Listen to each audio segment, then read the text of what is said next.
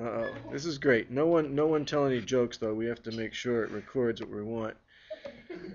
All right, so factoring. Do you remember back in sixth grade finding the greatest common factor? Oh yeah, I had my count. I was the clever one. No, I want the greatest common factor. All right, I want us to focus on that. So, let's suppose we had 16x squared y and we had 20xy.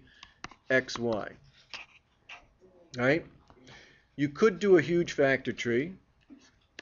So you might separate the numbers and the variables, and you might say that 16 is 4 times 4, and x squared y is x squared times y. 4 is 2 times 2. 4 is still 2 times 2.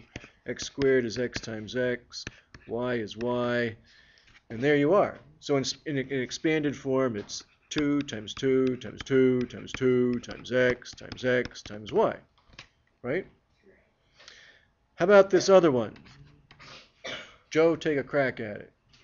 Oh, so 20 times xy, All right. and then it's 4 times 5, 4 times 5, and then x times y. and then 4 is 2 times 2, 4 is 2 times 2. 5 is 5, So expanded form. 2 times 2 times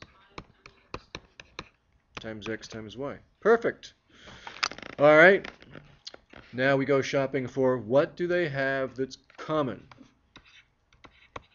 And if we look at what's common, Nick, what do you notice?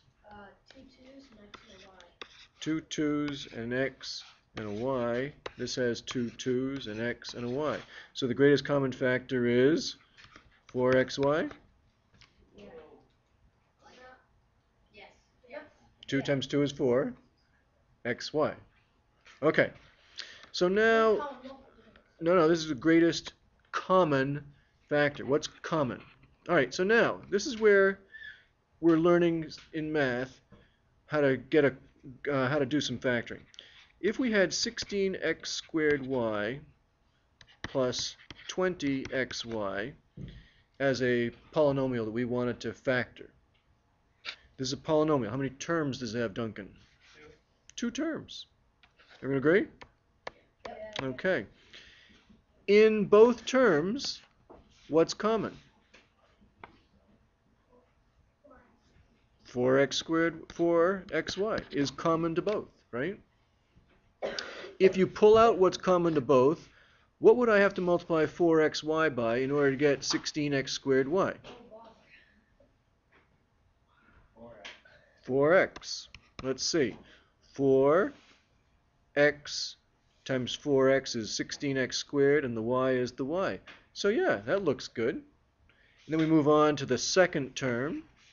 And what would we have to multiply 4xy by in order to get 20xy? Okay? 5. So there it is in factored form. Now, what is significant about factored form is we've taken what is a polynomial where terms are separated by addition or subtraction, and we put it into factored form where the factors are being, what happens when you take factors?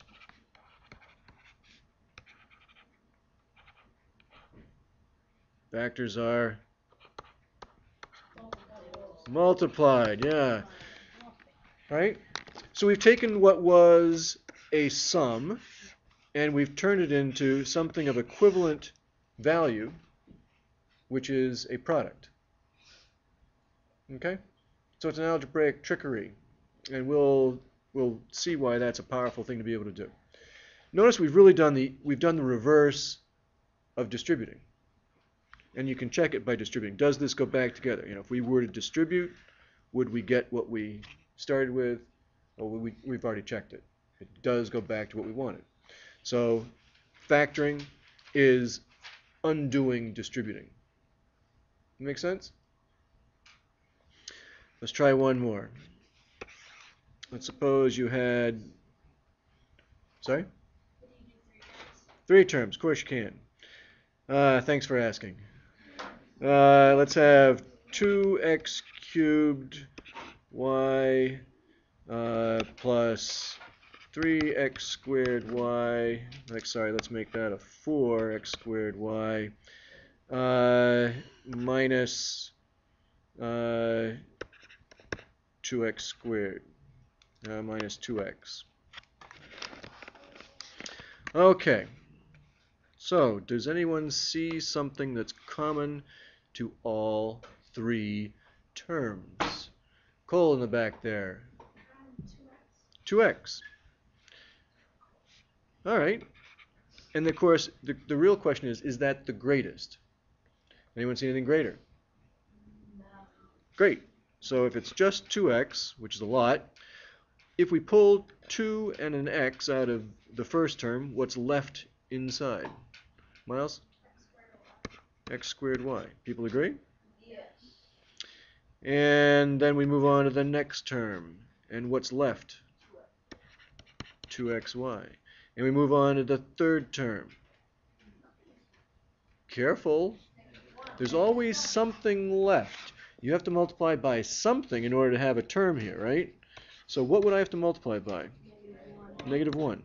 Even if this were positive, it would be a positive 1. Right? There's always, if there are 3 terms in the original, there are 3 terms in the parentheses. And it often is just a 1 or a negative 1. So there we are. And of course, there it is in factored form. We now have 2 factors,